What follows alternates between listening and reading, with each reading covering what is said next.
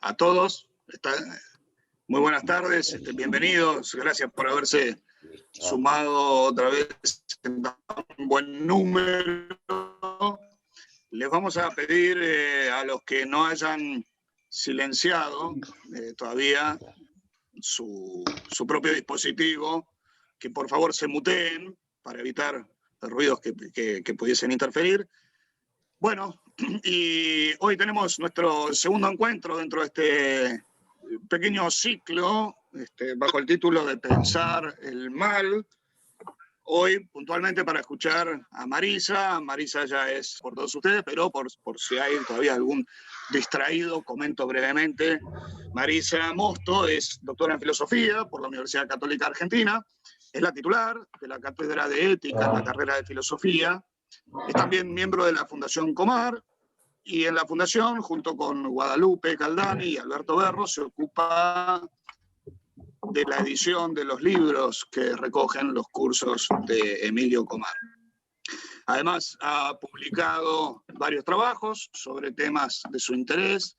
Estos están disponibles en la página academia.edu. Tienen ahí los ya 5 libros de la cosecha personal de Marisa y otros trabajos que recomendamos vivamente. Y hoy nos va a hablar sobre el tema del mal, encarando a Camus y a Dostoyevsky. Así que bueno, Marisa, todo tuyo, espero que puedas con todo. Bueno, gracias a todos los que se tomaron este rato para escuchar esta charla.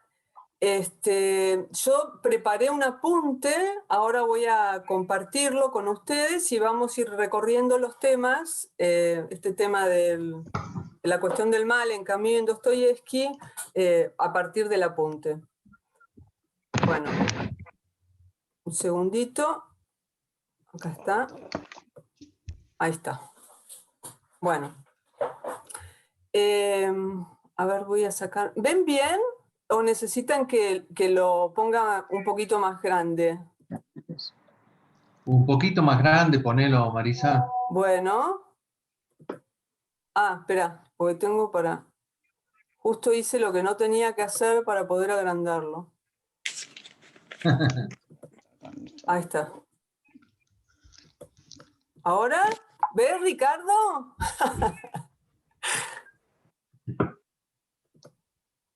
Sí. Bueno, ahí está. Bueno, sí, muy bien. Entonces, el mal de Camus a Dostoyevsky. Ahí al principio, claro, ¿no? Algunas ideas de un inmenso universo, ¿no? Porque son dos autores enormes, no solamente por la... y no me refiero con que sean enormes a la cuestión de la extensión de su obra, sino a la profundidad, de la densidad especulativa de los planteos que aparecen en la obra tanto de Camus como de Dostoyevsky. Entonces, simplemente vamos a presentar algunas ideas que a mí me parecen, que yo las elijo porque a mí me parecen especialmente significativas en esta cuestión. Después, quizás para los que no conozcan la obra de Camus o la de Dostoyevsky, les parezca que son dos autores muy alejados en el tiempo como para poder encontrar vínculos, ¿no?, entre ellos. Pero tratan cuestiones que son universales o atemporales. Por ejemplo, hay una búsqueda común entre Camus y Dostoyevsky, que es la cuestión del sentido de la existencia humana. Y entonces ese es un tema universal. Y además Camus fue un gran lector de Dostoyevsky. Ya aparecen referencias a personajes de Dostoyevsky, por ejemplo, en el mito de Sísifo aparece Kirilo de los demonios. También en El hombre rebelde, ¿no?, este último ensayo suyo filosófico, aparece la figura de Iván Karamazov y de Dmitri Karamazov. Después Camus también hizo la adaptación de Los demonios una adaptación para mí genial de Los Demonios, porque la novela Demonios es una novela con mucha complicación, ¿no? De una densidad de temas, de problemas, de personajes, o sea, en su línea argumental, y sin embargo Camus rescata el tempo de la novela, las distintas atmósferas que plantea Dostoyevsky y la línea argumental, a mi modo de ver, de manera genial. Y después también es interesante que en algunas entrevistas a Camus, él dijo que tenía la intención de llevar también a obra de teatro El Idiota de Dostoyevsky, que también es un personaje muy luminoso de Dostoyevsky, para los lectores de Dostoyevsky, y que él haya decidido llevar adelante esa adaptación. No lo pudo hacer, pero o sea, comparto con Camus humildemente la idea de la importancia de ese personaje.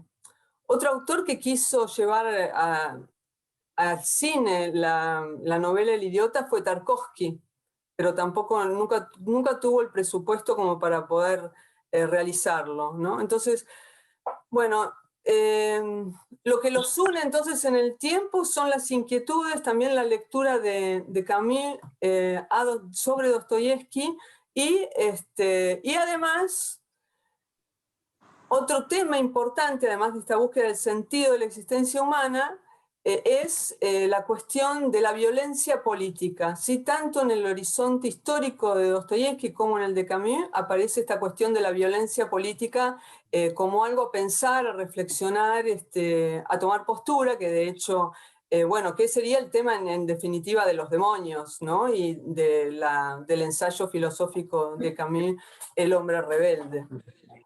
Y también de Calígula, y también de Los Justos, etc. O sea que también era una inquietud común. A ver, voy a dejar de compartir pantalla por un segundo, a ver si hay gente en la sala de espera. No, bueno, buenísimo. Entonces seguimos adelante. Disculpen la desprolijidad. Bueno, yo preparé el apunte o el desarrollo de estas ideas. Lo dividí en dos temas. Primero, ven acá, el mal. Sí. Ah, pensé que había alguna pregunta. Primero, la cuestión del mal, el mal que provocamos, ¿sí? Va a ser lo primero. O sea, la cuestión del mal aparece transversalmente en casi toda la producción de estos autores. Pero yo lo dividí en estos dos temas. El mal que provocamos y el mal. Perdón. Es que hay gente en la sala de espera. Ahí está. El mal que provocamos y el mal que padecemos, ¿sí? Son como dos grandes temas diferentes. Y acá subrayo en el apunte la palabra el mal que deliberadamente provocamos, porque la vez pasada con Martín nos detuvimos en el tema del mal que provocamos por necedad, podríamos decir así, o sea, por una suerte de ignorancia culpable, por falta de reflexión, por falta de pensamiento crítico, o sea, por falta del uso de la inteligencia, por decir así. Santo Tomás habla de 4 heridas de la naturaleza humana que de alguna manera nos inclinan o son condiciones de posibilidad de la realización del mal, ¿no? Una, que es la que vimos la vez pasada, que le dedicó su exposición Martín en explorar ese tema en Hannah Arendt y en Santo Tomás, es la necedad o la ignorancia culpable, ¿sí? La falta de uso del propio criterio, por decir así. En cambio, es el mal que deliberadamente provocamos, o sea, que lo provocamos a sabiendas, conscientemente, por eso deliberadamente provocamos. Entonces sería otra herida de la naturaleza que Santo Tomás le da el nombre de malicia, ¿no? O sea, cuando conscientemente sabemos que lo que vamos a hacer va a generar daño, destrucción, y sin embargo seguimos adelante con eso. ¿Ven la diferencia con lo que vimos la vez pasada a propósito de la banalidad del mal, ¿no? Entonces, por eso subrayo el mal que deliberadamente provocamos. Y tomo algunos personajes de Dostoyevsky y de Camus. Voy a tomar Calígula, de la obra de teatro Calígula, y Raskolnikov, de Crimen y Castigo. En una primera instancia, porque después vamos a seguir viendo algunos otros personajes desde otra perspectiva de este mal que provocamos. Entonces, yo el factor común que veo tanto en estos personajes como los que vamos a ver después es el hecho de que se establece en los personajes, o describe tanto Camus como Dostoyevsky, una especie de pulseada, ¿no? O sea, de confrontación de fuerzas entre el personaje y el orden del mundo, ¿sí? Hay como un rechazo del orden del mundo y un intento de imponer sobre el mundo la propia voluntad, ¿sí? Se da como un movimiento, ven acá les pongo, pulseada con el orden del mundo, ruptura, ¿sí? Raskolny, en ruso, quiere decir ruptura, ¿sí? Separación, de ahí el nombre de Raskolnikov, ¿sí? Es muy interesante porque el tema de la persona que deliberadamente hace daño, se pone en una situación de separación, ¿no? De ruptura con respecto a lo otro, a la alteridad, y establece con lo otro una relación de sometimiento. Se hace movimiento de ruptura y sometimiento, ¿ven? El sometimiento de lo otro, ¿no? Sometimiento, serían relaciones de control. El non serviam, ¿no? O sea, imponer el propio ego, la propia cosmovisión, la propia toma de postura sobre lo que el mundo me ofrece o lo que del mundo viene, ¿sí? Y un elemento que está tanto en Camus como en Dostoyevsky es que estos personajes asisten a un interminable fracaso, ¿sí? Sus historias, las historias de estos personajes, terminan en un gran fracaso en todos estos personajes. Por ejemplo, Raskolnikov. Para los que no leyeron, bueno, les voy a spoilear todo lo que vamos a hacer va a ser un spoiler, como dicen ahora, pero bueno, no me queda otra. ¿Mm? Perdón, Marisa, aprovecho que tomás agua para solicitarle Sí. una vez más a los que están si podrían mutearse sus participaciones. El padre Carlos, por ejemplo. ¿Qué tal, padre? Bienvenido. Ahí lo desactivo yo. Hola, Carlitos.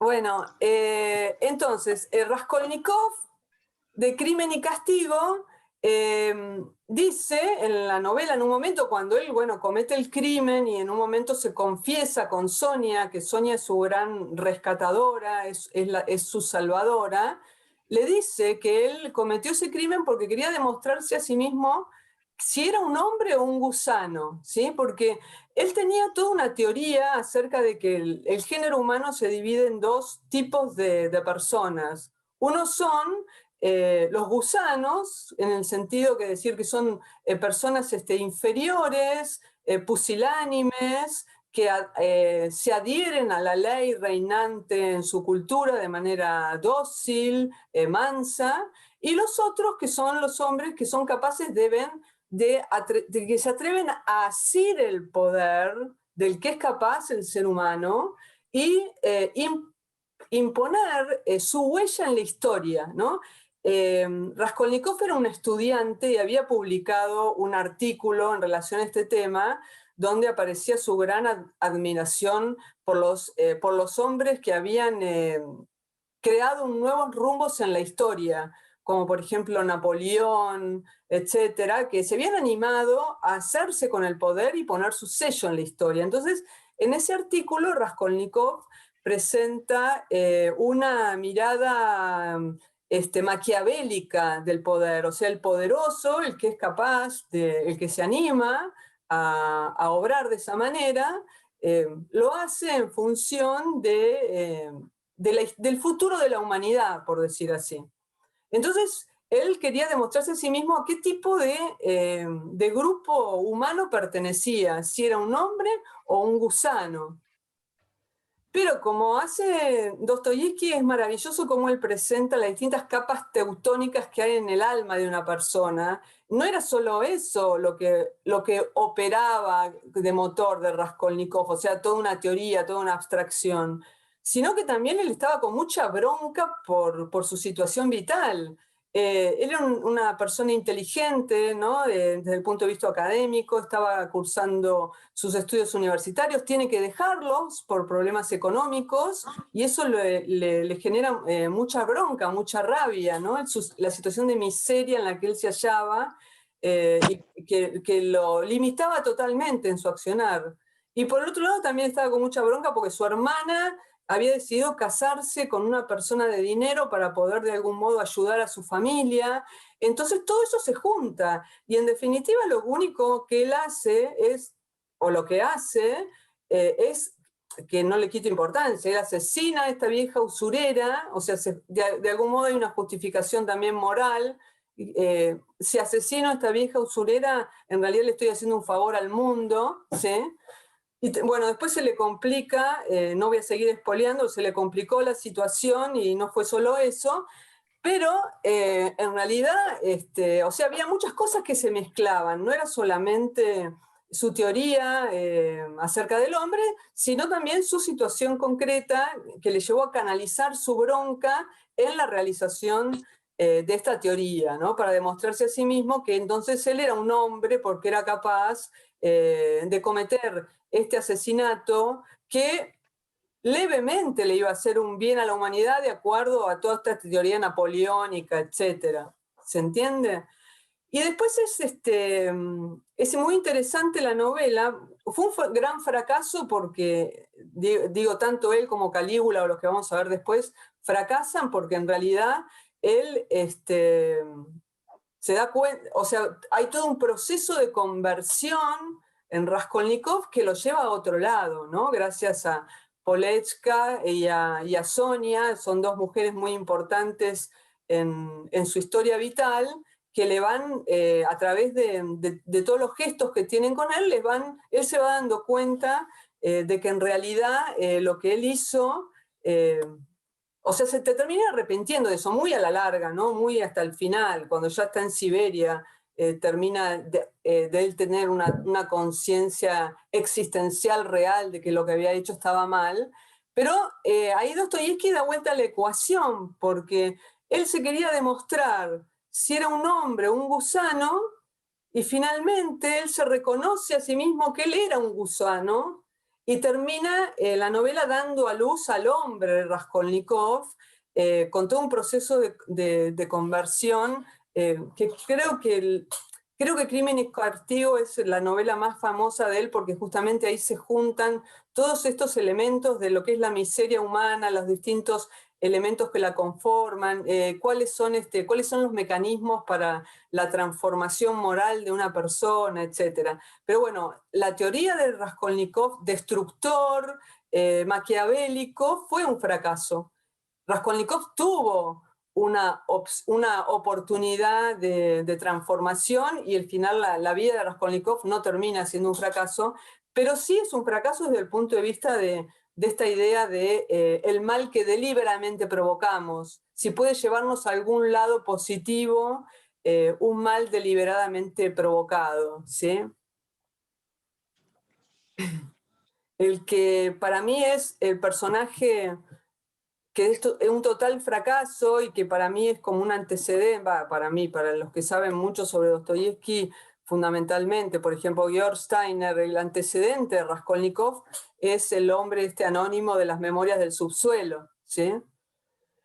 Él sí tuvo una posibilidad también de transformación de esta vida dañina, mezquina que llevaba y no lo aprovechó y bueno, y termina totalmente solo, aislado. ¿Ven? El tema, Raskolnikov también, cuando él comete el crimen, la inmediata experiencia que tiene es de una inmensa soledad y de sentirse totalmente separado del género humano, ¿no? De ahí también Raskolnikov. O sea, no es solamente una idea que yo me separo y yo pongo la ley, sino que al poner yo la ley, y en términos de destrucción, como es en este caso, la primera sensación que tiene Raskolnikov es que él ya no se siente capaz de poder tener una verdadera conversación con nadie, ¿sí?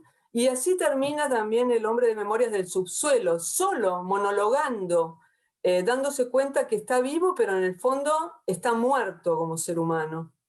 Entonces ven que son historias de fracasos. Lo mismo ocurre con Calígula.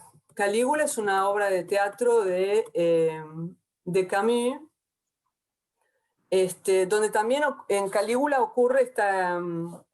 Voy a poner solamente un texto de Calígula, pero me interesa este que destaco acá, que dice Calígula: los hombres mueren y no son felices. ¿Sí? Él había sufrido una pérdida, era el emperador, sufrió la pérdida de su hermana, con la que también tenía una relación amorosa, y eso lo devastó.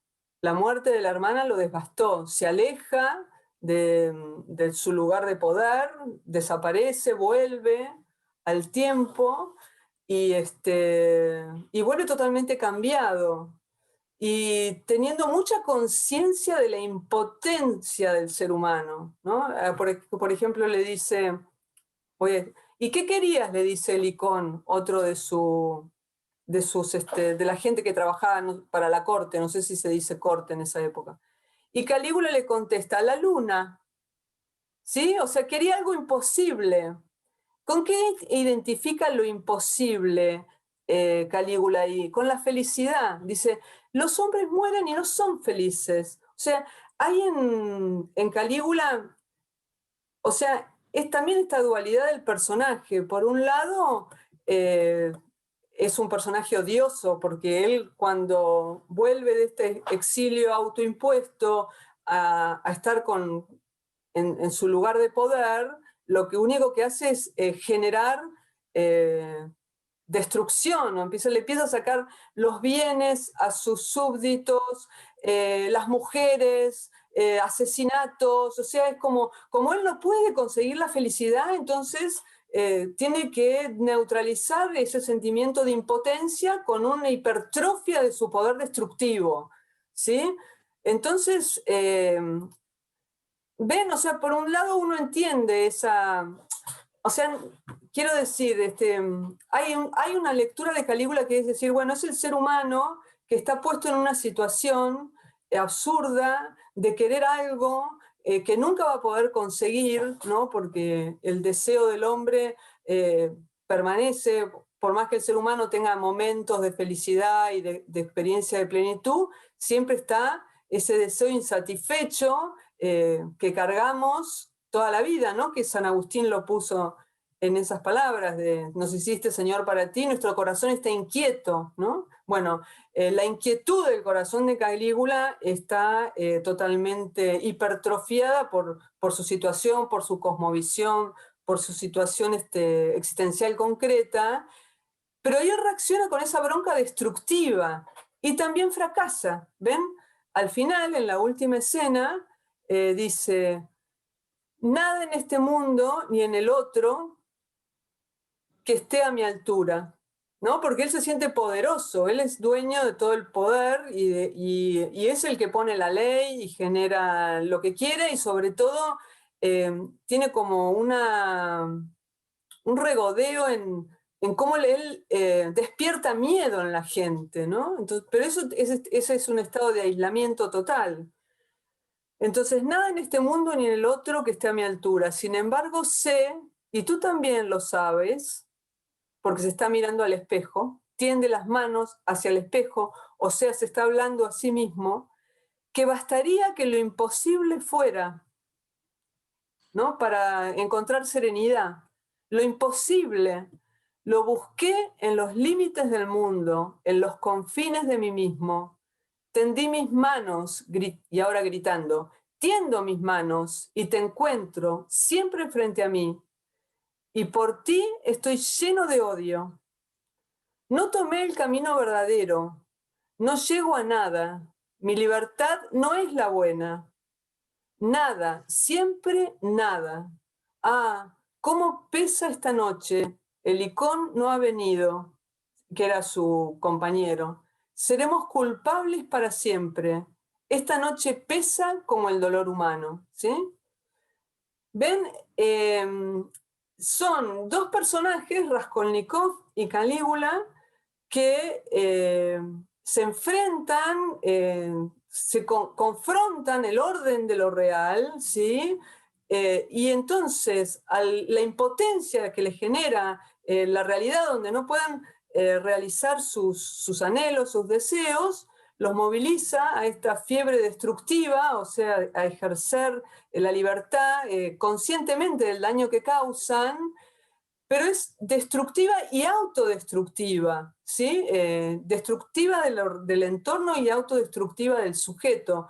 Por eso son grandes fracasos los de estos personajes. Después tenemos ¿cómo se llama? La novela Demonios, donde ahí la perspectiva de ser el sujeto el que impone la ley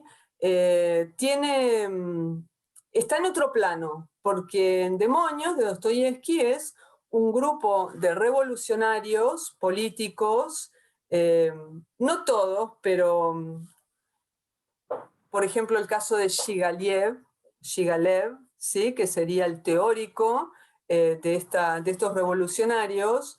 Lo que ellos quieren es salvar a la humanidad, ¿sí?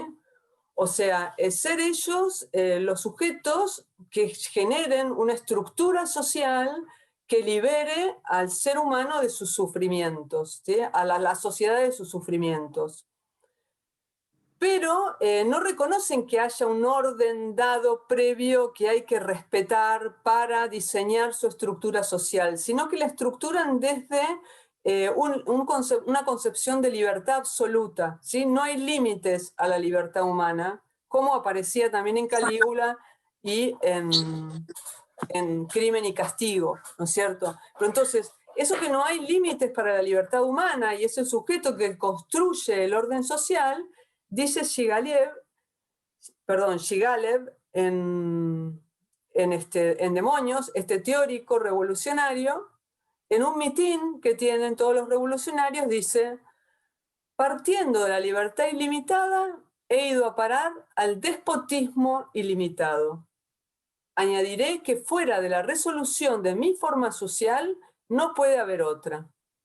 Lo que proponía Shigalev era serían como sociedades afines a las que aparecen en las distopías de Orwell, de El Gran Hermano, ¿vieron? 1984, o Un Mundo Feliz de Huxley, donde hay una organización social donde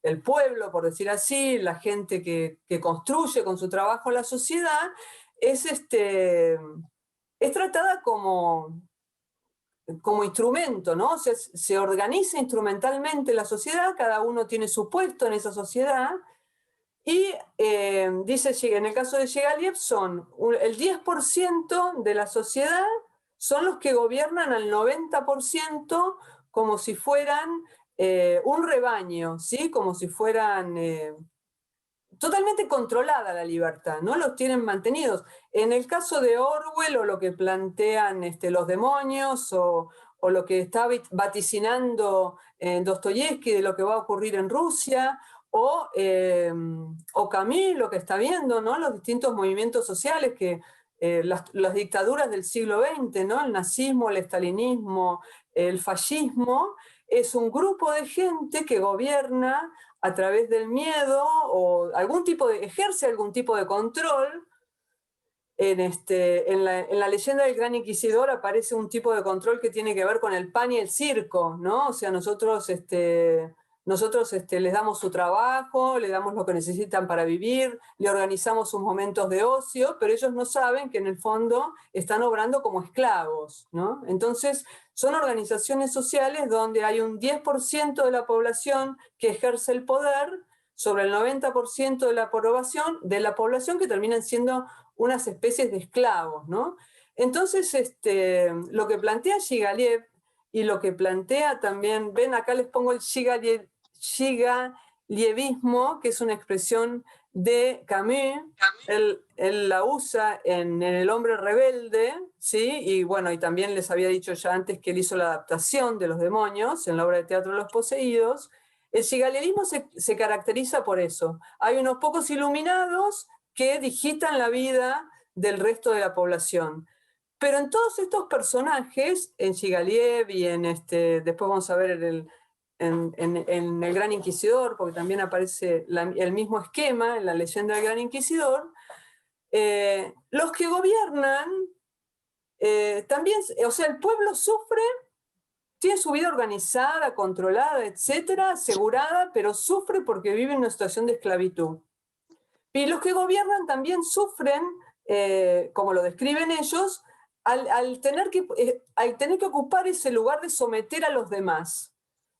Entonces, algo que parecía que podía llegar a ser una utopía política, en el fondo también fracasa, porque lo que se consigue es el sufrimiento general del cuerpo social, tanto del pueblo sometido como de la clase que ejerce el poder sobre ese pueblo. Es interesante también otra variante de esta situación que plantea Camus en Los Justos, ¿no? El personaje Kayaliev, ¿sí? Que también es un revolucionario que tiene que cumplir una misión de asesinar a un duque, ¿no? Como parte del movimiento revolucionario, y él está totalmente convencido de la legitimidad de su movimiento revolucionario en pos de una humanidad futura, ¿no? Acá siempre en estas utopías políticas, el centro está puesto en la humanidad, ¿no? Esa abstracción de lo humano, lo importante es lo humano, la humanidad futura, y no el individuo concreto. En cambio, en Los Justos, este personaje Kaliayev, que él también trabaja en función del futuro de la humanidad, se le genera un problema de conciencia porque él se imagina la situación de cuando él tiene que tirar la bomba para matar al duque y después cuando efectivamente lo está realizando, le resulta insoportable mirar al otro a la cara y darse cuenta que es una persona, que no es una abstracción, ¿no? Entonces, ahí Camus plantea este problema de conciencia que le ocurre a este revolucionario, que a pesar de él pelear por la humanidad en abstracto, él se plantea si es legítimo eso, y el personaje termina aceptando que eso es legítimo solamente si él después es juzgado y obligado a él dar su vida. Entonces él como, yo mato a una persona, pero merezco también morir yo después de ese acto, ¿sí? Entonces ahí ahí también Camus es como que toma postura o dialoga con otros filósofos de su época que justifican la violencia política, y él nunca estuvo de acuerdo con que sea válido este maquiavelismo, ¿no? De destruir los hombres del presente en pos del bien de una humanidad futura, abstracta. Y después acá les señalo otros demonios que aparecen en Los demonios, que no son tan altruistas, por decir así, porque Gigaliev, este teórico de los revolucionarios, tenía un interés político o en la humanidad futura, en ese sentido de altruista. Pero Piotr Stepanovich esos nombres, Verjovensky, que es el hijo de Stepan, que es un personaje muy importante de Los demonios, en realidad se toma esta acción revolucionaria como un juego, ¿sí? Él es como un anarquista, como un chico caprichoso que juega, y él además se enganchó con Nikolai Stravogin, que es el demonio por excelencia, y le tiene admiración, es su líder. Y ya ahí no hay interés utópico ni nada, ahí hay otra cosa que no tiene nada que ver con una salida política. Y en Nikolai también, Nikolai es un personaje absolutamente diabólico. Dijo Dostoyevsky que hay dos personajes, en general los personajes de Dostoyevsky son bastante mezcla. En cambio, pero hay dos personajes que son puros, en el sentido que no tienen mezcla. El bueno con mayúsculas, el personaje bueno con mayúsculas, que es una especie de Cristo, ¿sí? Eso lo dice Dostoyevski en una carta a su sobrina, que quería, a ver, voy a poner mute acá, sí. Que quería hacer un personaje que fuera absolutamente bueno, y ese es Mishkin, ¿sí? El personaje central del idiota. Y otro, al revés, el personaje absolutamente malo, diabólico, que incluso hay lecturas apocalípticas, o en clave apocalíptico de... Ay, vean, otro audio. En clave apocalíptico de este personaje, de los demonios. Incluso hay Kier Getza, que es un comentarista de Dostoyevski noruego, hace una lectura de simbologías bíblicas en los demonios vinculadas con el apocalipsis. Es Nikolai Stravogin, ¿sí? Que es de una crueldad absoluta y que no tiene el interés. Es un personaje que se aburre de la vida, ni siquiera tiene un interés de, como veíamos en Calígula o en Raskolnikov, de obrar desde una experiencia de bronca por el orden del mundo. No. Es un personaje totalmente frío, calculador, hace como una destrucción de los demás, como si estuviera jugando un partido de ajedrez. El partido de ajedrez en el sentido con mucha preponderancia de la lógica, ¿no? Una razón al servicio de la destrucción desvinculada de las pasiones. Bueno, y siguiendo con esta galería, tenemos a Iván Karamazov, ¿sí? De los hermanos Karamazov, que él también le cuestiona el orden del mundo a Dios, ¿sí? Pero se lo cuestiona a partir de un diálogo. Ven acá, están sentados Iván y Alyosha Karamazov, que son dos de los hermanos Karamazov, que son cuatro en realidad. Iván es uno de los hermanos que se fue a estudiar a Moscú y volvió o sea, es un intelectual escéptico, nihilista, podríamos decir, y tiene una conversación con Iván, que está en un monasterio. Él está bajo las órdenes o bajo la enseñanza espiritual del Starets Zosima, quiere ser monje. Entonces tienen una conversación Iván y Alyosha, porque Iván quiere presentarle a su hermano, que va a entregarle su vida a Dios, todas las objeciones que tiene que hacerle a Dios. Entonces le hace las objeciones a Dios en este diálogo con Alyosha. Y entonces una objeción central que le hace es: ¿por qué Dios nos dio la libertad? ¿Sí? En los hermanos Karamazov está dividida esta conversación en dos momentos.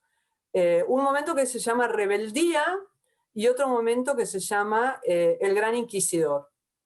Entonces, en el momento de rebeldía, Iván le cuestiona a Alyosha que ¿por qué Dios nos dio la libertad? Porque el ser humano con su libertad es capaz de cometer muchísimas crueldades, ¿no?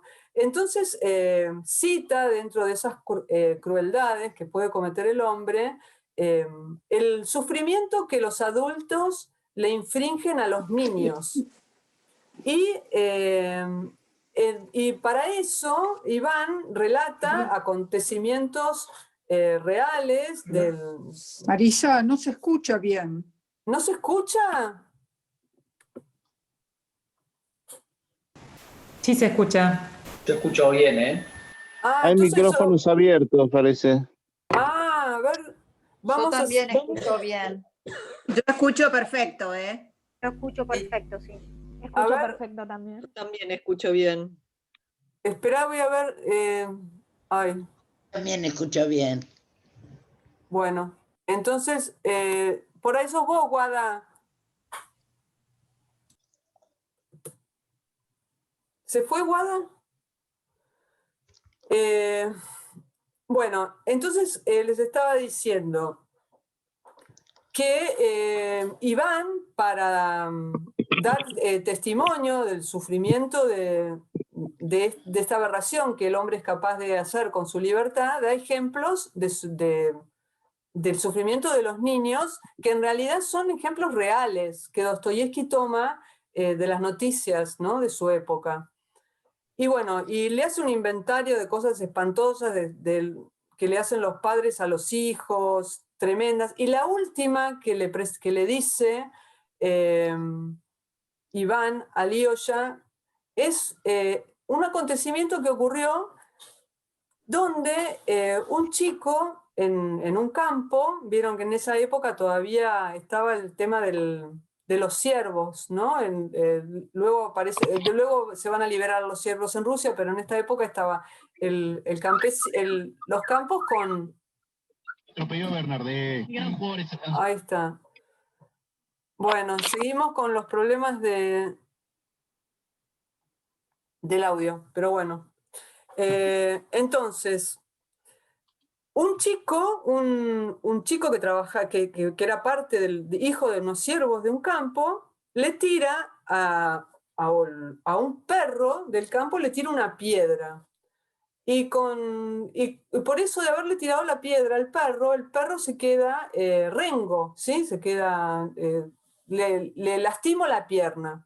Entonces, el dueño del campo, para tomar venganza sobre el chico, lo que hace es tremendo, porque lo desnuda al chico y adelante de su madre se lo da de comer a los perros. Eso fue una cosa que ocurrió en Rusia, que lo sacudió muchísimo a Dostoyevski, lo pone en Los hermanos Karamazov. Y le dice Iván... ¿Todos escuchan y ven bien? Perdón.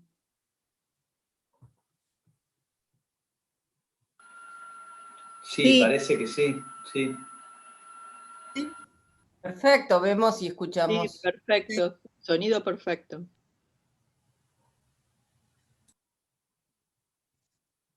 Bueno. Entonces se lo da de comer a los perros adelante de la madre. Entonces Iván le dice, ¿para qué Dios nos da la libertad? Porque, o sea, justifica el don de la libertad, ese crimen aberrante. Entonces incluso le dice, ¿qué sentido tiene ese crimen dentro del orden del mundo, dentro de la providencia divina, ¿no?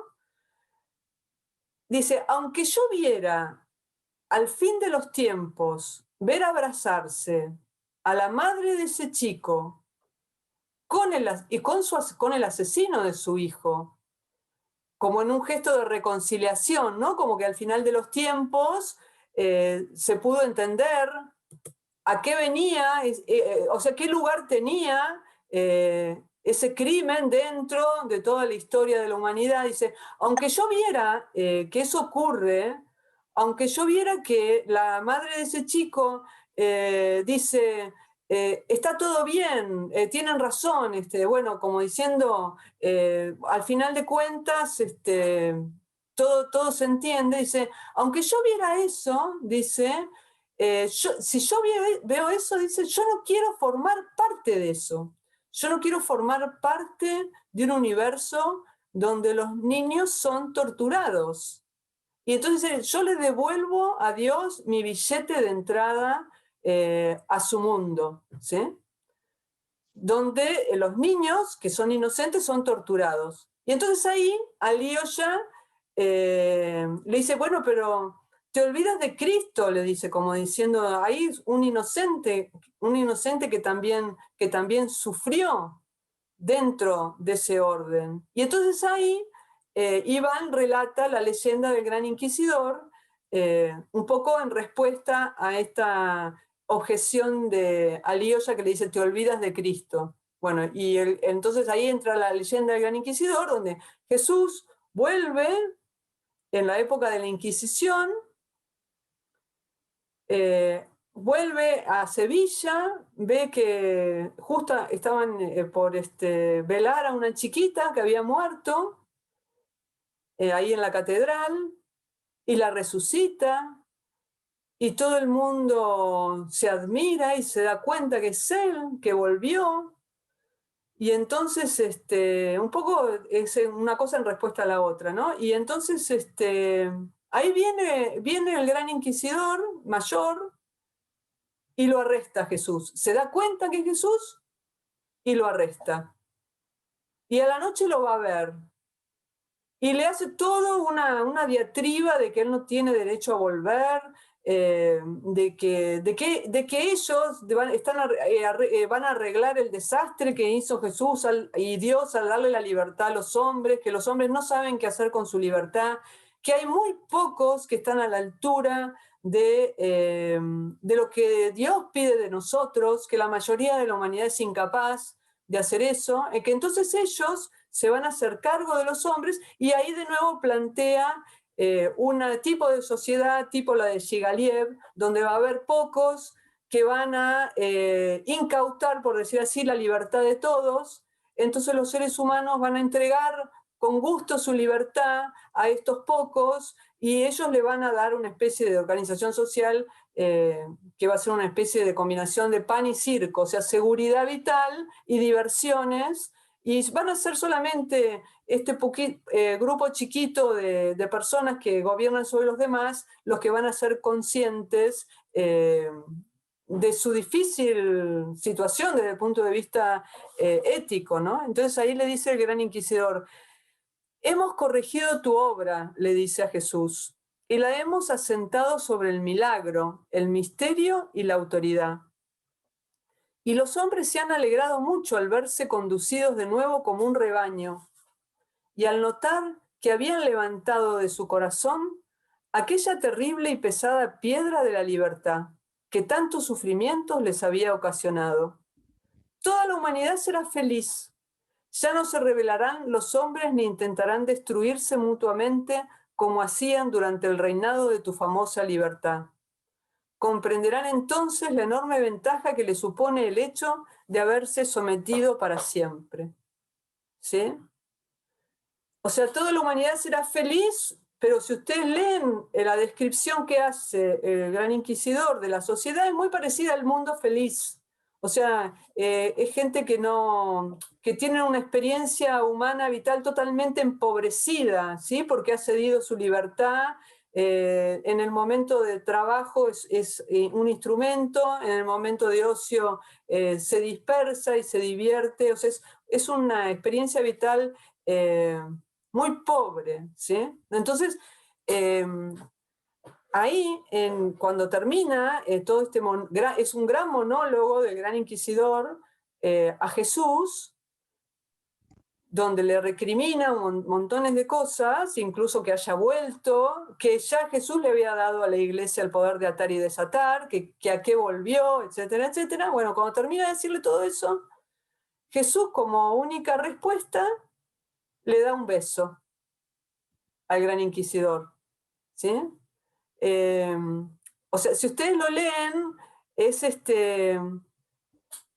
muy el dramatismo de ese momento, porque el gran inquisidor habla con bronca, con falta de respeto, con total falta de sabiduría en todos sus argumentos, de lo que significa realmente la propuesta evangélica, etcétera, etcétera.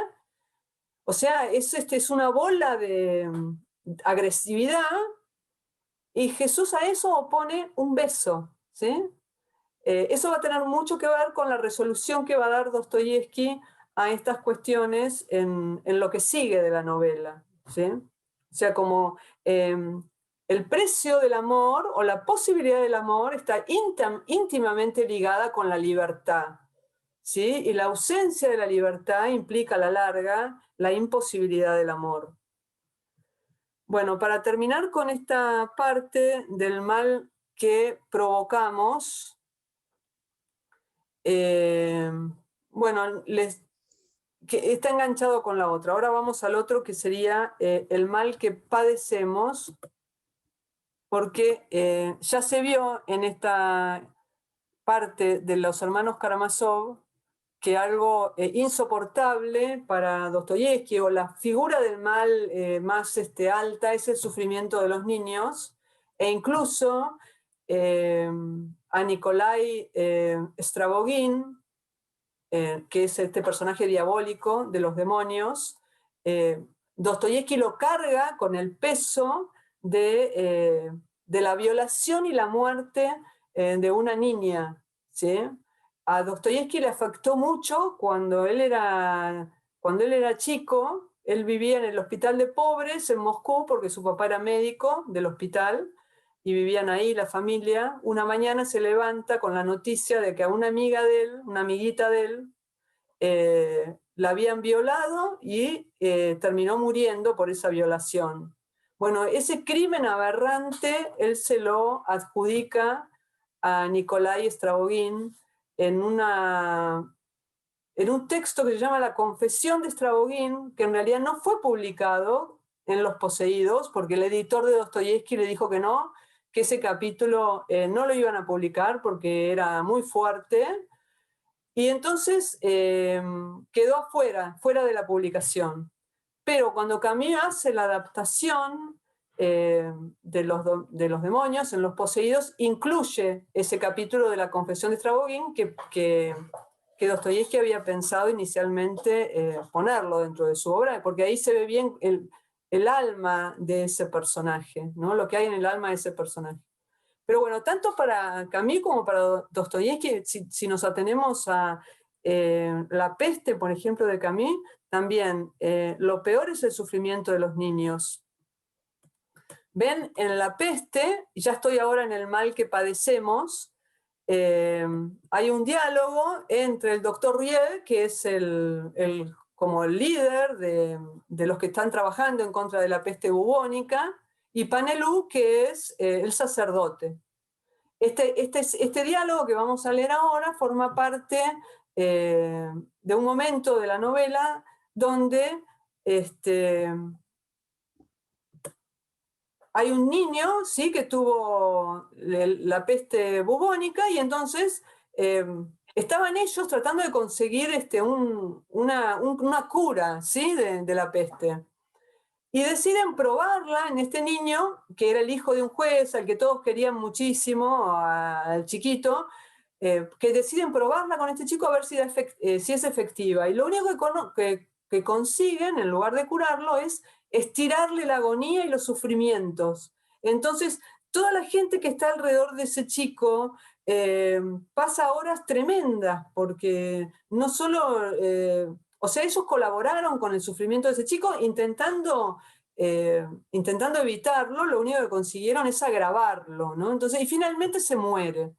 Entonces, hay una conversación entre Panelú y Rie que dice así: «Vamos, doctor», dijo Panelú. Pero con el mismo movimiento arrebatado, Rie se volvió y lo rechazó con violencia. «Ah, por lo menos era inocente. Bien lo sabe usted», le respondió Panelú, ¿sí? ¿Por qué? Porque Panelú había en un discurso que había tenido, en una homilía en una misa, había interpretado la peste como que era una especie de castigo, porque los hombres eran muy pecadores, etc. Después cambia la mirada de Panelú a lo largo de la peste de cuál era el significado de la peste, pero por eso le dice así: «Ah, por lo menos era inocente», como diciendo, ¿de qué se lo estaba castigando? «Bien lo sabe usted», y le respondió Panelú. «¿Por qué me habla con esa cólera? Para mí también era insoportable el espectáculo». Rie se volvió a Panelú. «Es verdad», dijo, «perdóneme. El cansancio es una especie de locura». Ay, ahora no veo lo que escribí. Porque me tapan las pantallitas. A ver si puedo sacar la pantallita. Ahí está.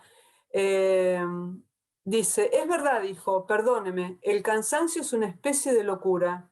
Y hay horas en esta ciudad en las que no siento más que rebeldía». «Lo comprendo», murmuró Panelú. esto subleva porque sobrepasa nuestra medida, pero es posible que debamos amar lo que no podemos comprender. Rie se enderezó de pronto, miró a Panelú con toda fuerza y la pasión de que era capaz y movió la cabeza. No, padre, dijo, yo tengo otra idea del amor y estoy dispuesto a negarme hasta la muerte a amar esta creación donde los niños son torturados. ¿Sí? O sea, como la experiencia del mal más cruda para el ser humano es la experiencia del sufrimiento de los niños.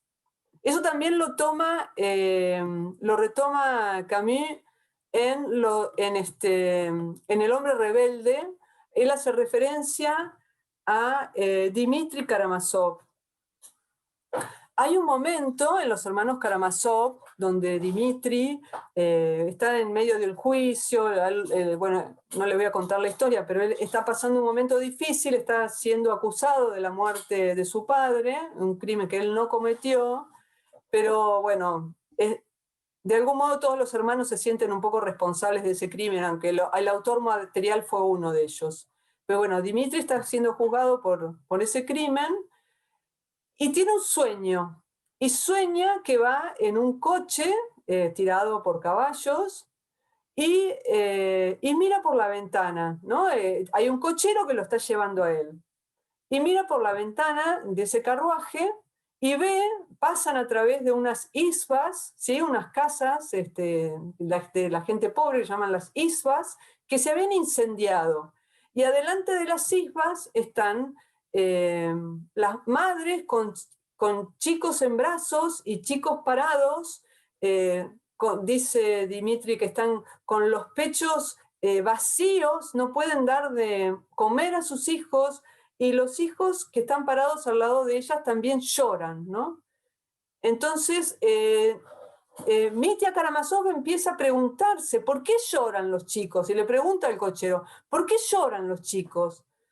Y el cochero, bueno, dice, no, lloran porque se les quemó la casa y qué sé yo, pero no, lo que él quiere preguntar es ¿por qué puede pasar esto en el mundo, que los chicos sufran, ¿no? Entonces dice, no acababa de entender Mitya, dime, ¿por qué están ahí esas madres siniestradas? ¿Por qué hay gente pobre? ¿Por qué está ahí ese niño desnudo? ¿Por qué la pelada estepa? ¿Por qué no se abrazan y besan? ¿Por qué no entonan canciones alegres? ¿Por qué los ha tiznado tanto la negra desgracia? ¿Por qué no amamantan al niño? O sea, él está preguntando por qué eso es posible, o sea, no por qué puntualmente ocurrió esa situación, sino por qué el mal es posible, por qué es posible el sufrimiento de los niños, ¿no? Y en El hombre rebelde, Camus retoma esta idea y dice que en contra de estos sistemas que pretenden erradicar el mal y la injusticia de la historia, generando más destrucción, que dice que el hombre solamente puede ayudar a eliminar un porcentaje del mal en la historia, que es lo único que está en nuestras manos, y que siempre van a seguir sonando, siempre el porqué de Dmitri Karamazov siempre va a seguir sonando, o sea, porque el hombre es incapaz de acabar con el mal en la historia, ¿no? En ese contexto también dice que el hombre tiene que ser hombre, no tiene que creerse Dios y pensar que él puede acabar con el mal en la historia, y en ese contexto dice, mientras dure la historia humana, el para qué de Mitya Karamazov seguirá resonando, ¿sí? Entonces hace alusión a este momento de los hermanos Karamazov, que es muy denso desde el punto de vista especulativo, no solo por la imagen literaria, sino por el cuestionamiento que está haciendo. Bueno, y ahora llegamos a la última parte de lo que tenía preparado para ustedes, que le puse como título Lo incomprensible, el sufrimiento y la belleza. Porque ambos autores, Dostoyevsky y Camus, señalan como dos esferas de la experiencia vital. Una es esta, que tiene que ver con la experiencia del sufrimiento y del mal, y la otra que también tiene un peso importantísimo, es la experiencia en la experiencia del mal y del sufrimiento, lo que el ser humano siente fundamentalmente es un estado de aislamiento, de separación, de no estar de acuerdo con ese orden de la vida, ¿sí? De que él está hecho para otra cosa y esa otra cosa para la que estamos hechos no se produce en esa circunstancia de sufrimiento. Pero también en el ser humano hay una experiencia de comunión con la vida, de bodas con la vida, dice Camus, es la expresión que él utiliza, que sería vinculada a la experiencia de la belleza como realización del amor, ¿sí? Ahora vamos a ver, o sea, no es la experiencia estética de la belleza en sentido superficial, sino es una experiencia ontológica de la belleza, de una armonía, de una comunión entre el ser humano y el mundo. Ven acá, en los hermanos Karamazov ya aparece esta idea en una conversación posterior que tienen Iván y Alyosha, donde el mismo Iván le dice que él también tiene esa experiencia. Y hablando de esa experiencia dice, aquí no se trata de inteligencia ni de lógica. Aquí con lo más íntimo, con las entrañas amas, ¿sí? Porque todos los cuestionamientos con el tema del mal apuntaban a esa contradicción, a ese absurdo que se da entre el deseo del hombre y estos acontecimientos, ¿no? Y acá se da una experiencia inversa, ¿no? O sea, que se salta el absurdo. Entonces dice, ahora lo vamos a haber dicho también por Camus. Entonces, aquí no se trata de inteligencia ni de lógica. Aquí con lo más íntimo, con las entrañas amas, tus primeras fuerzas juveniles amas. ¿Comprendes algo de mi arenga, Alyosha? E Iván se echó a reír de pronto. Y Alyosha le contesta algo mucho más largo, yo solamente tomo la parte final. Dice, yo creo que todos estamos obligados a amar, ante todo, la vida. A amar la vida más que su sentido, ¿ven? Por eso acá no se trata de la lógica, porque dice, a amar la vida más que su sentido, porque hay una búsqueda de sentido que desde la perspectiva de la experiencia del mal no la encuentran, no le cierra. Entonces, la tenemos que amar más allá de esto. Irremisiblemente así, le dice Alyosha, a amarla más que a la lógica. Solo entonces comprenderé su sentido. ¿Sí? Y de algún modo esto que dice Alyosha ya estalló en el beso de Jesús al Gran Inquisidor, porque ahí el Gran Inquisidor recuerda esa otra dimensión de lo real en la experiencia del beso, porque de hecho cuando Jesús lo besa, él se ruboriza, se turba y le dice, bueno, andate, lo libera, ¿sí? Entra en otra lógica, lo libera. Él le había dicho que lo iba a quemar al día siguiente al mismo Jesús, y cuando Jesús lo besa, le dice, bueno, ahora andate, ¿no? Lo libera. Bueno, en el mito de Sísifo también aparece esa alternativa en Camus, porque se acuerdan que el mito de Sísifo empieza diciendo, hay una sola cuestión filosófica importante que es el tema del suicidio, ¿sí? Es el único problema filosófico importante. O sea, ¿vale la pena la vida o no? Y cuando termina, vieron que Camus es a menudo puesto entre los autores del absurdo, y hay mucho más que eso en Camus. En el mismo mito de Sísifo ya rompe con esa idea, y cuando termina el mito de Sísifo, cuando él intenta responder a sus lectores esta alternativa del suicidio que planteó al principio, describe la imagen de Edipo en el exilio, con todo el drama que vivió Edipo, que se arrancó los ojos, Edipo está ciego, asesinó a sus padres, se casó con su madre, etcétera, toda una situación vital absolutamente tremenda, pero está de la mano de su hija, Antígona, y dice todo está bien, o sea, la experiencia del amor como como otra cara de la vida, ¿sí? Entonces, pues, ¿dónde nos paramos? ¿En qué cara de la vida nos paramos? Es lo que en el fondo está proponiendo Camus o Iván Alioya, ¿sí? Estas alternativas vitales. Y el mismo Camus lo presenta de esta manera. No lo voy a leer porque si no, no vamos a tener tiempo de terminar con todo, pero él en los carnets dice que hay dos filosofías. Una filosofía de la evidencia, él profesa o él atravesó o es consciente de estas dos alternativas filosóficas. La filosofía de la evidencia, ¿sí? Y la filosofía de la preferencia. Entonces, la filosofía de la evidencia, si yo busco que todo cierre de una manera lógica cartesiana, dice, no, la conclusión de Camus es el absurdo, porque no cierra, ¿sí? Hay como una incoherencia en una cantidad de cosas o preguntas que el hombre se hace y no encuentra respuestas desde el punto de vista racional.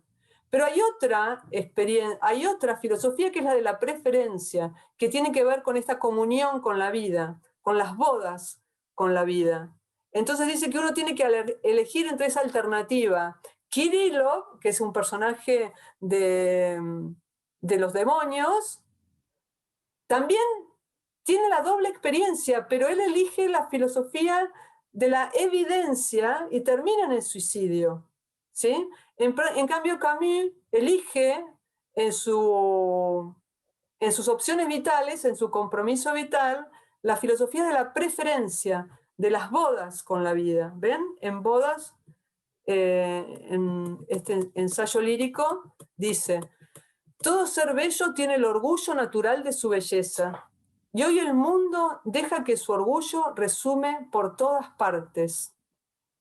Camus tiene una sensibilidad muy fina para la percepción de la belleza de la naturaleza, ¿sí? Él era de una familia muy pobre que crece en Argel, un pueblo, una ciudad marítima, y él goza muchísimo del mar, de la arena, del sol, ¿sí? Entonces, todo eso lo pone en bodas con la vida, es la expresión que él usa, ¿no? Una comunión entre él y el mundo. Entonces por eso dice, todo ser bello tiene el orgullo natural de su belleza, y hoy el mundo deja que su orgullo resume por todas partes. No, no era yo quien contaba ni el mundo, sino el acuerdo y el silencio que de él a mí hacía nacer el amor. Amor que no tenía yo la debilidad de reivindicar para mí solo, consciente y orgulloso de compartirlo con toda una raza nacida del sol y del mar, viva, sápida, que extrae su grandeza de su sencillez, y de pie sobre las playas dirige su sonrisa cómplice a la sonrisa luciente de los cielos. ¿Sí? Y miren, Makar, que es un personaje, que es un personaje del adolescente de Dostoyevsky, también él describe las bodas con el mundo. Es un monje sicasta, Makar, bueno, y en un momento, bueno, es una trama complicada, pero es como un peregrino. ¿Vieron los relatos del peregrino ruso? Él estaría dentro de esa línea de los monjes mendicantes sicastas, y en un momento está hablando con el adolescente, y le dice, ¿no? Que el adolescente era muy escéptico, también buscaba una lógica y una racionalidad para la existencia humana que no encontraba, y Makar le dice que tiene que aceptar que hay misterios. Y entonces dentro de ese discurso le dice, pues bien, hijo mío, levanté la cabeza, le está contando una historia, ¿no? de él, un relato de su vida, y le cuenta que en ese momento se despertó, estaba durmiendo a la intemperie, y dice, pues bien, hijo mío, levanté la cabeza, abracé con una mirada el horizonte y suspiré. Por todas partes una belleza inefable. Todo está tranquilo, el aire ligero, la hierba brota hierbecita del buen Dios. El niño lloriquea sobre los brazos de su madre. Dios te guarde, hombrecito, crece y sé dichoso. Tanto mejor que haya misterios. Es terrible para el corazón y es maravilloso. pero este miedo alegra el corazón. Todo está en ti, Señor.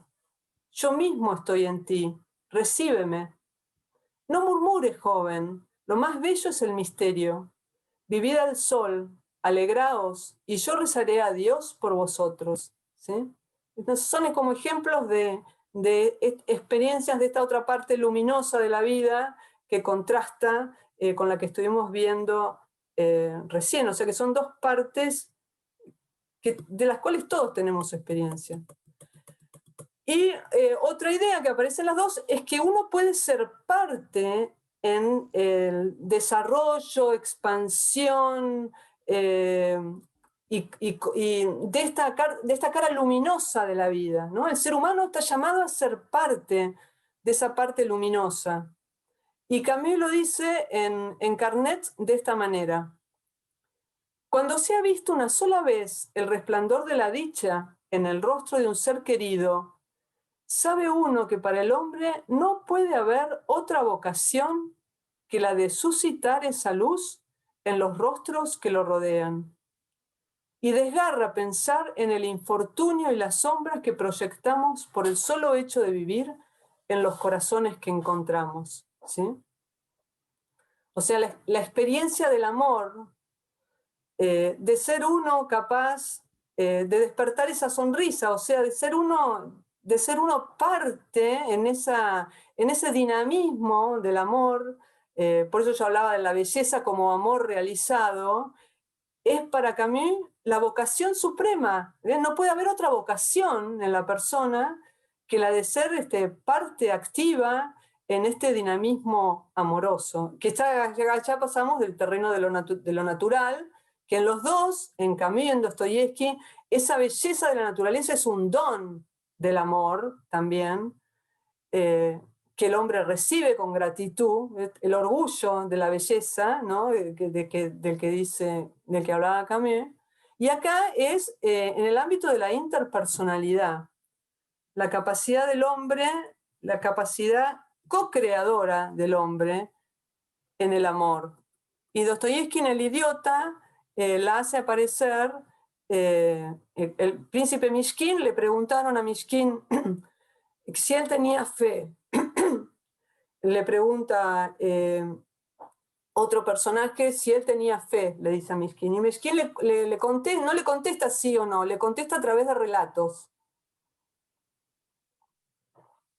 Y uno es este relato, donde le dice: me topé con una campesina que llevaba en brazos a un niño de pocas semanas. La mujer era muy joven. De repente miró al niño con embeleso y se santiguó con mucha devoción. Yo, que siempre ando preguntando, le dije que por qué hacía eso. Porque mi niño acaba de sonreírme por primera vez y mi alegría es tan grande como la de Dios cuando un pecador se arrodilla ante él y reza con todo su corazón. Ven, está la misma imagen del despertar la sonrisa, lo que causa en nosotros la sonrisa que provocamos en los otros, ¿no? Einstein decía: existimos por aquellos de cuya sonrisa depende nuestra felicidad. Y acá en los dos autores aparece como una experiencia luminosa de la vida, esto. Y en Dostoyevsky, ese entre que se da entre la campesina y su niño, ese espejo del entre que se da entre Dios y nosotros, ¿sí? Es como que entramos en esa experiencia en un dinamismo que nos excede, ¿sí? La cara esta luminosa de la vida nos pone dentro de ese dinamismo que tiene que ver con lo sagrado, con lo divino. Y termina diciendo: eso fue lo que me dijo la campesina, un pensamiento profundo, sutil, verdaderamente religioso, en el cual está expresada toda la esencia del cristianismo. Ay, esperen que tengo que enchufar la computadora.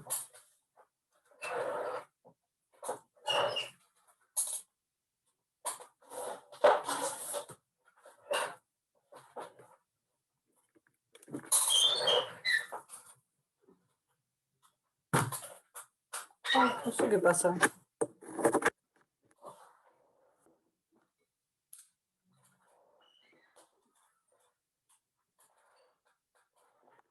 Teóricamente tendría que estar cargando. Bueno, disculpen. Entonces, eso fue lo que me dijo la campesina, un pensamiento profundo, sutil, verdaderamente religioso, en el cual está expresada toda la esencia del cristianismo, es decir, todo el concepto de Dios como Padre nuestro y la alegría de Dios por sus criaturas como un padre por sus hijos. ¿Ven el paralelo entre la descripción de Camus y la descripción de Dostoyevsky? Pero en Dostoyevsky hay una lectura que ya se engancha con la experiencia de creaturidad y de filiación y de paternidad. Bueno, y para terminar,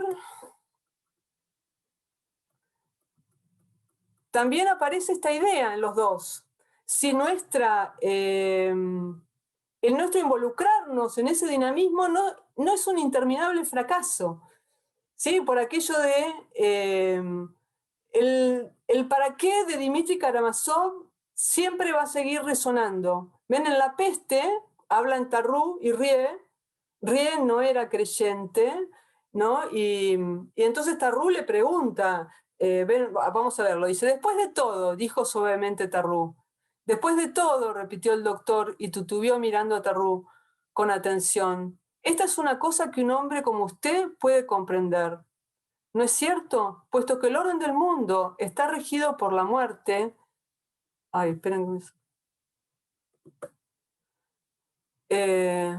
Por la muerte, ¿qué acaso es mejor para Dios que no crea uno en Él y que luche con todas sus fuerzas contra la muerte, sin levantar los ojos al cielo, donde Él está callado? Como diciendo que es mejor pensar que no va a venir Dios a salvarnos, porque entonces yo como médico voy a poner toda la energía en tratar de salvarlo yo, ¿no?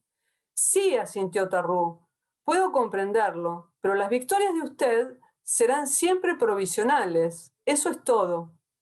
Riel pareció ponerse sombrío. Siempre, ya lo sé, pero eso no es una razón para dejar de luchar. No, no es una razón, pero me imagino entonces lo que debe ser esta peste para usted. Sí, dijo Riel, una interminable derrota. ¿Sí? Y después, si ustedes se fijan, Mishkin, que es el personaje bueno por excelencia, el santo, ¿sí? que quiso poner un hombre bueno, puro, perfecto, termina mal. Mishkin termina mal. Mishkin se abre, o sea, recibe a todos trata de consolarlos, se siente involucrado con los problemas de todos, es el hombre bueno por excelencia, totalmente empático y termina mal. ¿Sí? No les voy a decir cómo termina, si no lo leyeron, pero termina mal. Entonces, ¿es una derrota? ¿Sí? Y entonces, a mí me gustó mucho cómo lo plantea un jesuita, un sacerdote jesuita que es mosaiquista, que tiene, si lo buscan en YouTube, hay una conferencia suya que se llama La belleza, lugar de comunión. Si quieren después se los mando, donde él plantea también muchas experiencias vitales, donde hay una entrega muy grande de parte del ser humano, que a los ojos de la historia parece que fue una derrota. Incluso dice, Cristo a los ojos de la historia murió en la cruz. ¿Sí? Entonces, es una derrota solamente desde el punto de vista escatológico, lo podemos contestar, ¿no? Yo creo, en el caso, por ejemplo, de Mishkin, o lo mismo que dice esa derrota que dice Rie en el primer hombre de Camus, él es una especie de autobiografía donde habla de la madre y dice, la madre de Camus, que era analfabeta y media sorda, pero dio todo por el hijo, lo apoyó siempre en su vida. Dice Camus, refiriéndose a su madre, dice, mamá, como un mishkin ignorante, no conoce la vida de Cristo salvo en la cruz. Sin embargo, ¿quién está más cerca de él? ¿Sí? O sea, y el mismo Mishkin, ¿no? El mismo Mishkin, esta es una imagen de Mishkin. El mismo Mishkin hasta hoy sigue dando frutos. La entrega de la madre de Camus hasta hoy sigue dando frutos. Hoy estamos hablando de él, de su obra, y no en un sentido erudito, sino porque es en un sentido sapiencial, ¿no? Ese era mi interés, o sea, como sabiduría de vida. Entonces, sigue dando frutos. O sea, ¿desde qué punto de vista podemos decir que es un fracaso o no es un fracaso? Por supuesto, desde un punto de vista teológico y así escatológico, está la confianza en el triunfo del bien, pero incluso a nivel humano, en la historia del hombre, en los frutos que da incluso el personaje de la literatura, cualquiera que lea a Mishkin dice, yo quiero ser Mishkin, porque es una belleza ese personaje. Incluso Evdokimov dice que Mishkin es como un ícono, hace las veces de un ícono, en el sentido de que nos recuerda, es una figura que la ponemos ahí y nos recuerda a qué está llamado el ser humano, ¿sí? Entonces, desde ese punto de vista, o sea, desde un punto de vista, diríamos, bueno, no logramos, el para qué de Dmitri Karamazov sigue sonando, pero también deja sus frutos, ¿sí? Bueno, esto era lo último que les quería decir. Estoy ya sobre la hora. No sé si está Martín. Martín salió, entró, estaba con problemas de internet. Pero bueno, si alguno quiere comentar algo o lo que sea, por ahí corrí mucho, era mucho material. Yo lo que les propongo también, si quieren este apunte que les puse acá en compartiendo pantalla, se los podemos mandar a todos los que se anotaron como archivo adjunto. Sí, Marisa. Sí, sí. Así le quedan los textos. Se envía a todos los que se anotaron el material. Bueno, te lo paso a vos, María, y vos se los mandás. Perfecto. Perfecto, gracias Marisa, muy, muy interesante. Bueno. Marisa, ¿puede haber una pregunta? Sí, los que quieran, los que tengan ganas de quedarse y charlar, nos quedamos. Y los que no quieran o tengan algo que hacer, siéntanse libres, ya que hablamos de la libertad. Bueno, me quedó una consulta porque, primero, gracias Marisa, siempre es un placer escucharte. Probablemente no sea la primera vez que te escucho hablar de Camus y de Dostoyevsky, de estos temas, pero cada vez descubro cosas nuevas, así que gracias.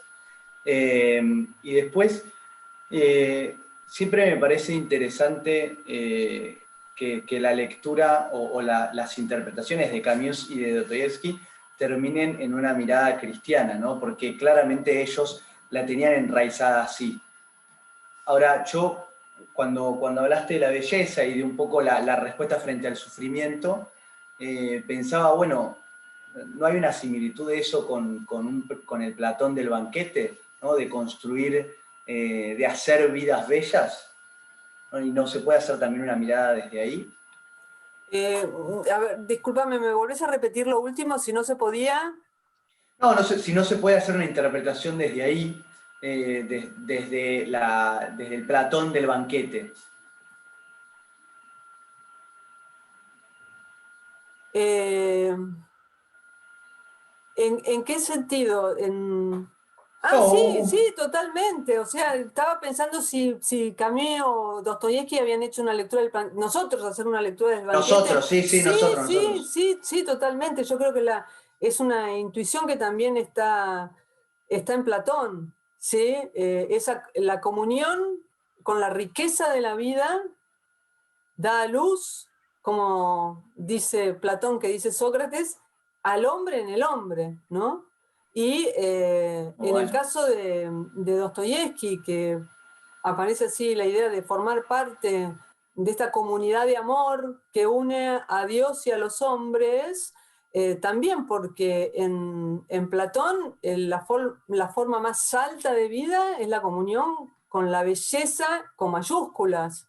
Entonces ahí esa comunión con la belleza con mayúsculas sería en última instancia lo que ocuparía el lugar de lo divino dentro de la cosmología de Platón. Entonces sí se podría hacer una una lectura paralela. Sí, sí, sí. Sí. Gracias, Marisa.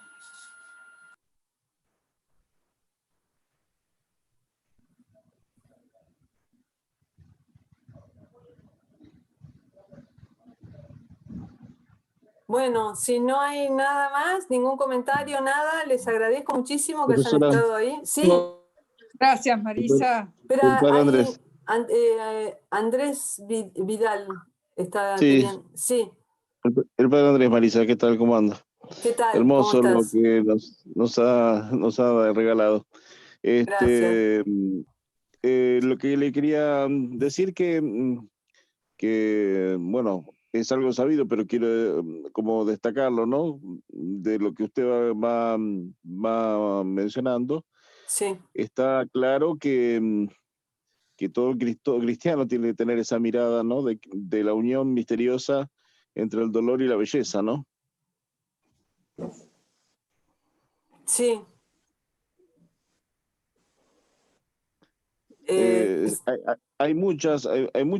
Mucho en la literatura, en la música también, ¿no? Eh, por ejemplo, en La Traviata, cuando dice que el amor es esa mezcla misteriosa de alegría y dolor, ¿no? O de cruz y gozo. Y así en muchas otras expresiones, ¿no? Del núcleo de la fe cristiana, que es justamente que entregándose, donándose, dándose, que es una experiencia de dolor, se alcanza la belleza, ¿no? No sé qué piensa usted.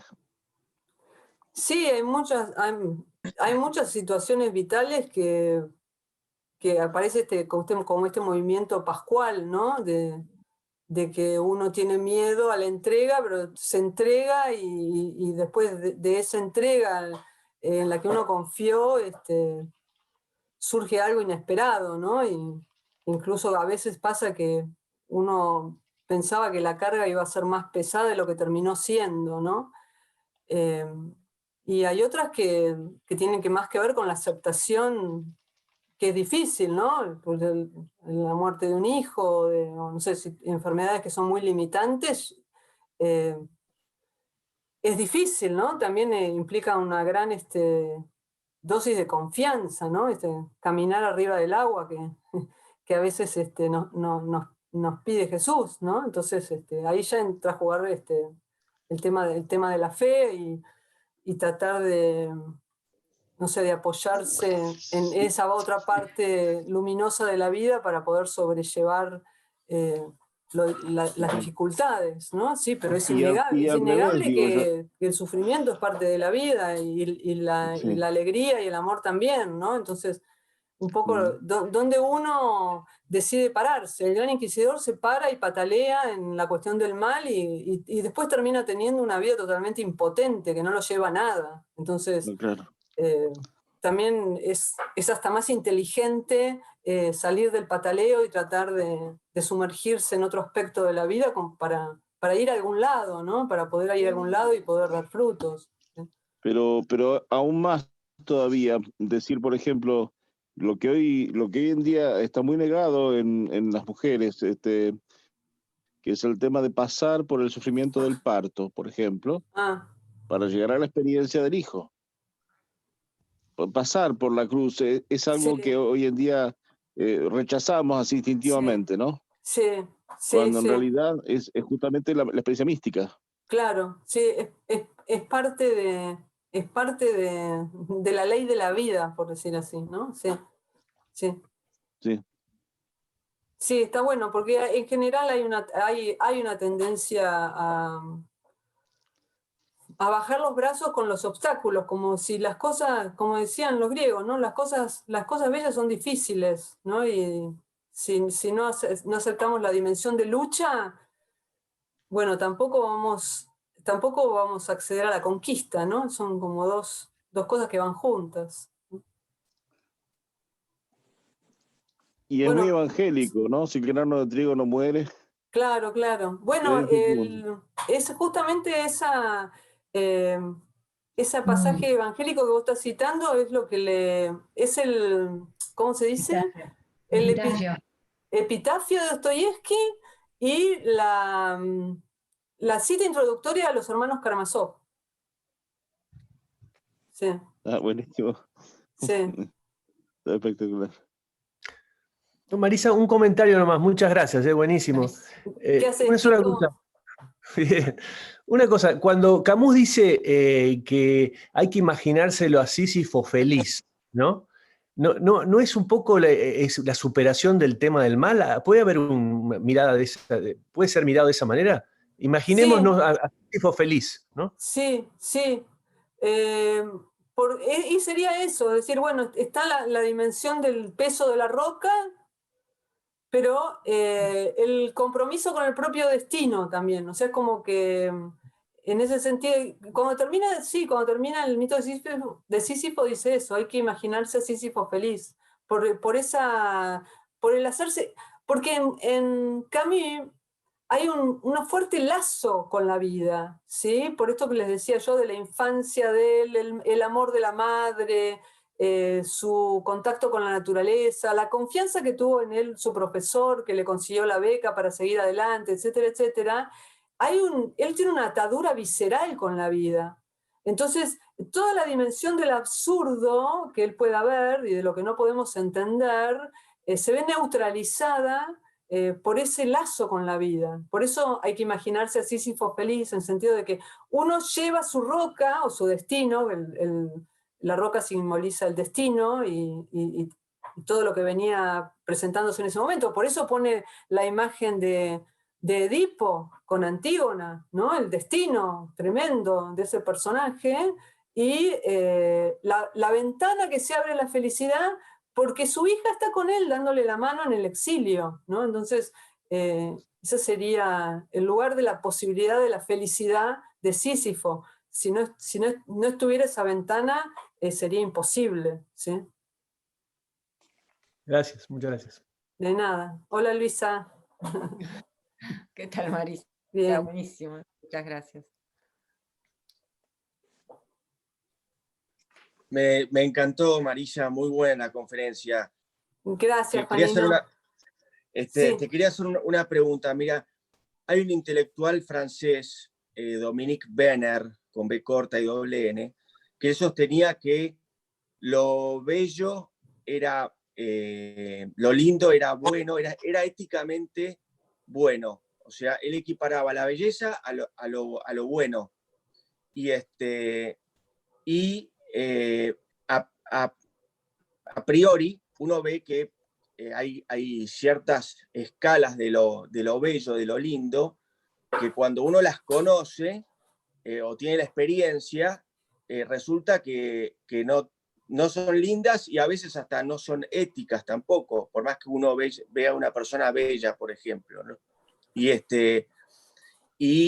yo no sé si Camus y Dostoyevsky se refieren a lo bello excelso, a lo sublime, a una belleza ya, como decía el padre, mística, ¿no?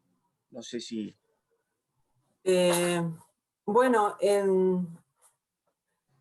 yo la idea de belleza que presenté acá, o que tomé de los textos de ellos, es una experiencia de la belleza en el ámbito de la naturaleza, por ejemplo, y en el ámbito de las relaciones humanas que sí, o sea, tiene un cuerpo, no es una cosa linda, superficial, no, es la experiencia, en el caso de la experiencia de la belleza de la naturaleza, está muy vinculado con experimentar que esa belleza es un regalo al hombre. Camus, incluso siendo él un pensador no creyente, dice que él experimenta la belleza de la naturaleza como un regalo. Se siente orgulloso de ser, ¿cómo se dice?, el destinatario de ese regalo, ¿sí? Entonces, y bueno, en el personaje de Makar que les mostré, pero sería como la belleza de la creación, que es un don, ¿no? Por eso Pavel Florensky dice que la belleza es la realización del amor, ¿sí? Pero serían dos formalidades diferentes del ser, ¿no? Una cosa es decir de algo que es bello y otra cosa es decir que es bueno. En filosofía se hace una distinción, no es lo mismo. O sea, quizás el bien realizado sí es bello, pero no todo lo que llamamos belleza es bueno. Hay que ver qué se entiende por belleza, en ese caso, para poder tener, hacer una discriminación de si siempre se pueden identificar o no. Acá la belleza que está hablando Camus, tanto en las relaciones interpersonales como en la naturaleza, sí tendría algo aurático, si se quiere, o de la idea de algo sagrado o algo que es muy importante, ¿sí? Que es muy valioso, que pesa, que hace que la vida tenga un peso. ¿Sí? Claro. Bueno, muchas gracias y abrazos a Juan Ignacio y a todos. Bueno, gracias. Bueno, gracias por estar. Gracias, Ana Inés. Gracias. Gracias, María Marisa, siempre te Laura. recuerdo con mucho afecto. Gracias. Gracias, Marisa. Gracias por todo.